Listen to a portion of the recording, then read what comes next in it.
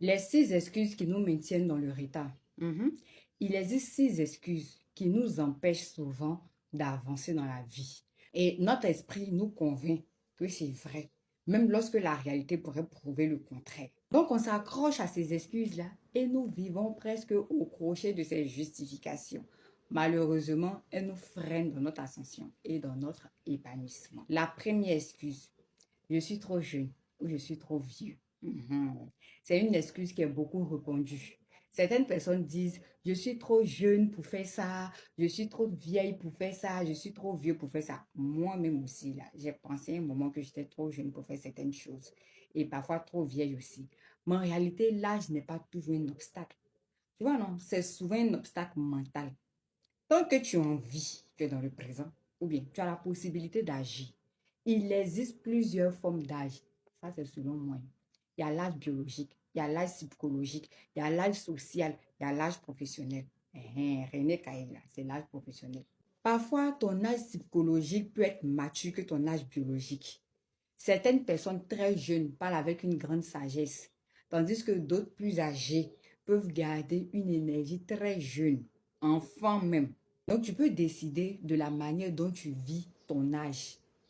Quand tu te dis que je suis trop vieux ou je suis trop jeune, tu es en train de fermer une porte à ton avenir. Mais quand tu refuses cette excuse-là, tu es en train d'ouvrir une porte que tu croyais fermée. Moi, il y a mon âge psychologique. Quand on parle avec moi, on dit qu'il y a 50 ans. Il y a mon âge social. Quand on me voit, il y a un certain âge qu'on me donne. Et puis toi, tu as ton âge professionnel. Tu vas faire René Caïno. Tu as ton âge professionnel. Donc, tu peux avoir l'âge que tu veux. Arrêtons avec cette excuse de je suis trop jeune, je suis trop vieux. Non. C'est toi qui définis l'âge que tu as pour faire ce dont tu as envie de. Tu n'es pas encore mort. Donc, tu es présent. Tant qu'on est au présent, on est d'actualité. Donc, dis plutôt, je commence maintenant. L'avenir m'appartient. Deuxième excuse, je n'ai pas de chance. Hey, moi-même, la chance là, hey. Vous savez, beaucoup de personnes pensent que la réussite dépend uniquement de la chance. Moi, il y a longtemps, j'ai compris que ce n'était pas ça. Ce n'est pas si simple que ça. Les personnes que vous voyez aujourd'hui réussir, briller, vivre confortablement, ils ne nous disent pas tout. Ils ne doivent pas tout à la chance.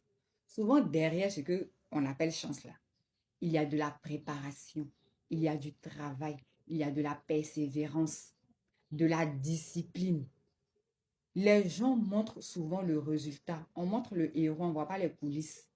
Ils ne nous montrent pas quand ils sont en train de charbonner. Ils travaillent en silence, ils se préparent longtemps avant que le succès ne soit visible. Quand tu connais la loi de cause à effet, tu comprends ça. Tu sais que la réussite n'arrive pas par hasard. C'est généralement la conséquence d'actions répétées, d'efforts répétés et d'engagement. Troisième excuse, je n'ai pas les moyens. Et ça, c'est une excuse que beaucoup de personnes utilisent.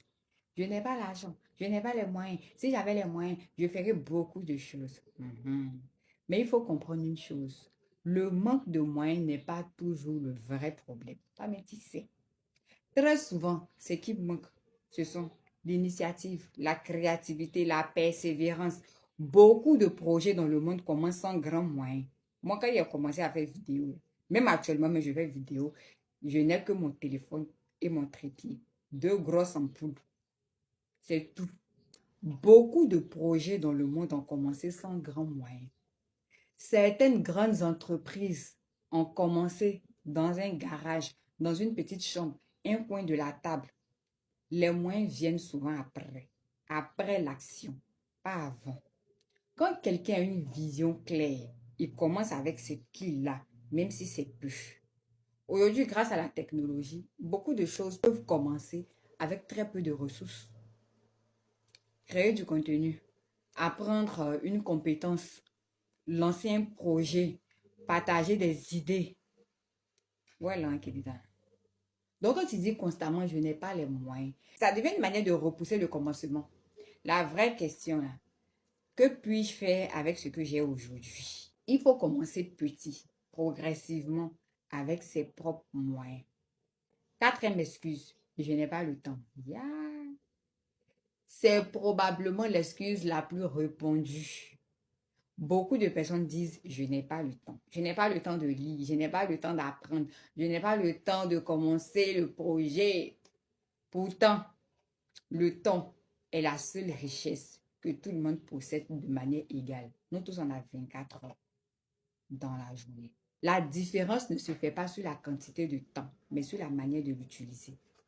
Très souvent, le problème n'est pas le manque de temps. C'est le manque de priorité, la distraction, la mauvaise organisation. Nous pouvons passer des heures et des heures et des heures et des heures sur les réseaux sociaux, à regarder des vidéos, à discuter de choses qui ne nous font pas avancer, à faire 4 heures sur des lives où on critique les gens. Mais lorsqu'il s'agit de travailler sur nos projets, soudainement, l'envie nous manque, le temps nous manque. Celui qui veut vraiment apprendre à transformer de petits moments en opportunités, il lit quelques pages par jour. Il apprend un peu plus chaque jour. Il travaille progressivement sur son projet. Je vous recommande de lire le livre « Un rien peut tout changer » de James Clear. On va comprendre que les grandes réussites ne viennent pas forcément d'un grand moment d'effort, mais d'une accumulation de petites actions quotidiennes. Vous pouvez lire aussi l'effet cumulé. 5e excuse, je ne suis pas intelligent, je ne suis pas intelligente. Certaines personnes utilisent leur supposé manque d'intelligence comme excuse pour ne pas agir. Ça, là, c'est pas pour nous. Moi, ça, je ne suis pas intelligente et je ne peux pas bien faire ça là. Et moi, ça, là, mais ça, c'est normal. Il faut savoir qu'on a tendance à se sous-estimer nous-mêmes et à surestimer les autres. Ça, c'est ça. Mais ce n'est pas la réalité. Très souvent, on pense que les autres sont plus intelligents. Pourtant, ces mêmes personnes peuvent aussi se dire exactement la même chose à notre sujet. Celui que tu trouves brillant peut lui-même se sentir inférieur à quelqu'un d'autre. C'est comme ça. Ce qui veut dire que notre perception, là, ce n'est pas toujours la réalité. Ce qui fait la différence dans la vie, ce n'est pas seulement l'intelligence. C'est surtout la manière dont on utilise ce qu'on a. Ce qui compte le plus, là, c'est la réflexion. Tu réfléchis comment? 2 personnes peuvent avoir le même niveau d'intelligence. Mais celle qui réfléchit mieux, qui analyse mieux les situations et qui agit avec discernement ira beaucoup plus loin. L'intelligence seule ne suffit pas.